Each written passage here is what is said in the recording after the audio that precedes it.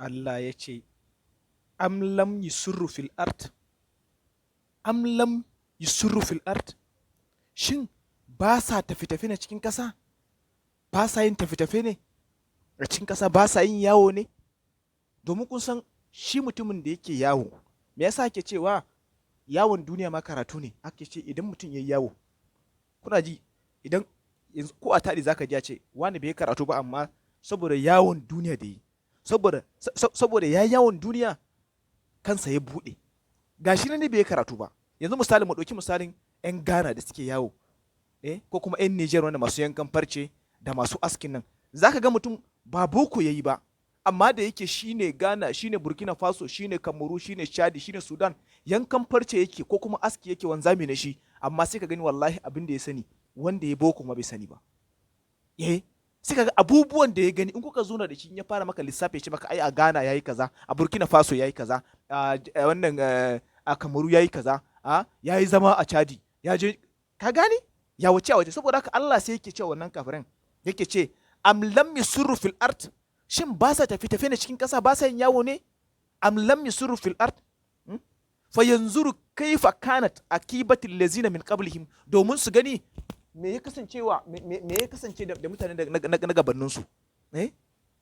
Fa yanzuru kaifa kanat akibatil lazi min qablihim, domin da suna yawo a cikin ƙasa, ai da sun gani abin da ya kasance da irin waɗanda suke aikata irin wannan halin nasu, wanda suka saba umarnin Allah. Misalin anan shine kamar sai ka ce mutum ne misalin yanzu bai taba ganin wannan ba, yaro ɗauka misalin yaro bai san wuta ba, ba ana cewa yaro bai san wuta ba sai ya taka. Me yasa bai san wutan ba? Saboda bai san cewa an taka wannan wutan tana kuna ba, za ta kona shi ba. Amma da a ce ya sani da ba zai sa kafansa ba, shikenan sai a ce yaro bai san wuta ba sai ya taka. Da zaran ko ya sa kafansa a cikin wuta, in dai na ga wutan cewa ba zai masa komai ba, duk sanda yayi kuskure, ranar da ya zo kusa da wuta, ko ya kusa da wuta, ko wutan ta taba kafan shi, ko ya sanya kafansa cikin wutan, in ya kona shi, ai anan zai ga wutan, anan zai san menene wuta. To haka su ma kafirin Allah yake ce musu, am lam yusurru fil ard, shin ba sa tafe-tafe na cikin ƙasa, ba su da labari ne abinda na yi wa irin masu halayyar su na halaka su? Am lam yusurru fil ard fa yanzuru kaifa kanat akibatul lazina min qablihim. Dan ko da suna yawo a cikin ƙasa, da suna tafe-tafe, da sun ji labari, domin shi wanda yake yawo ko bai ganda idansa ba zai ji labari, balle ma da idansa ma zai gani. In mutum yana yawo zai ji labarai da yawa zai ji in kana yawon duniya. Saboda haka Allah yana cewa am lam yusurru fil ard, su ba sa tafe-tafe na cikin ƙasa, ba sa yawo na cikin ƙasa. Allah na tambayan su, yana tambaya su, wannan ba sa yawo na cikin ƙasa, ba su da labari komai ne? Fa yanzuru kaifa kanat akibatul lazina min qablihim, domin da suna yawo cikin ƙasa, ai da sun ji labarin yadda na halakar da Karuna, yadda na halakar da Namurudu, yadda na, ka gane? Kuna ganewa? Am lam yusuru fil ard, ma'ana wannan aya kenan.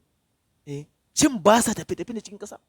Fa yanzuru kaifa kanat, da sun gani ko kuma da sun ji, kaifa kanat akibatul lazina min qablihim, da sun gani yaya kaifa kanat, yaya ya kasance akibatul lazi, makomar lazina min qablihim, makomar wa'inda suka rayu, wa'inda suka yi zamani kafin su, gabanin su, da sun gani. Sai ya ce kanuhum ashadda minhum quwwatun, sai ya ce wa'incan din har sun fi su makarfi, sun fi su makirci ma, sun fi su kafircewa Allah ma, amma haka Allah ya ce ya halaka su. Ashaddu quwwatan, ya ce suna da karfi. Yanzu misalin kai ba za a taɓa yin kafiri kamar Fir'auna ba har duniya ya tashi, har duniya ya tashi ba za a taɓa yin kafiri kamar Fir'auna ba, babu. Fir'auna ba za a taɓa yi ba. Kai mala duk kafircin mutum wallahi baka isa kai abin da Fir'auna yi ba, to Allah ya halaka shi. Shi yasa Allah yake tunatar musu, yace musu ashaddu minhum quwwatan. Ka ji labarin Fir'auna, ku dinga jin labarin Fir'aun da na Lamarudu, wanda yake ce musu ana rabbukum wa ala. Irin kafircin da wayannan mutanen guda biyu suka a doron kasa, Lamarudu da Fir'auna, haka Allah ya halaka su da wannan mulkin nasu. halaka su. Yace kanu ashadda minhum quwwatan, sun fi su makirci kuma sun fi su karfi, saboda wancan mulki ma gare su mala. Duba mulkin fir'auna fa, duba mulkin fir'auna, ka duba mulkin kuma na lamarudu. Ka duba mulkin lamarudu kuma ka duba mulkin fir'auna, duk wannan mulkin Allah ya halaka su. Yace ashadda minhum quwwatan, sun fi wa'annan din ma makircin da munafircin. Sun fi su. So fir'auna da suke cewa atu bi aba'ina in kuntum sadikin, da aka musu wajibi sai suka ce in dai da gaskiya ne in muka mutu za a tayar da mu, to ku dawo mana da ubanninmu da suka mutu. Ka ji kafiri fa. Fa atu bi aba'ina awwalin.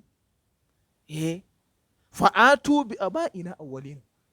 Fir'auna yace in dai da gaskiya ne in an mutu ana tashi din, yace so Nabi Musa, to ku dawo mana, ka dawo mana da ubanninmu da suka mutu. Fa'atu bi aba'ina awwalin, ka dawo mana da ubanninmu da suka mutu in dai gaskiya ana tashi. Ku ji kafiri. Saboda su ba su yi imani ba gaba ɗaya, ma haka Allah ya halaka su. Allah ya ce fa ahlakna akhlal fir'auna wa fir'auna. Allah ya ce fa ahlakna akhlal fir'auna wa fir'auna. Sai ya ce kuma wani gu fa najjayna bani isra'ila mina azabin muqim.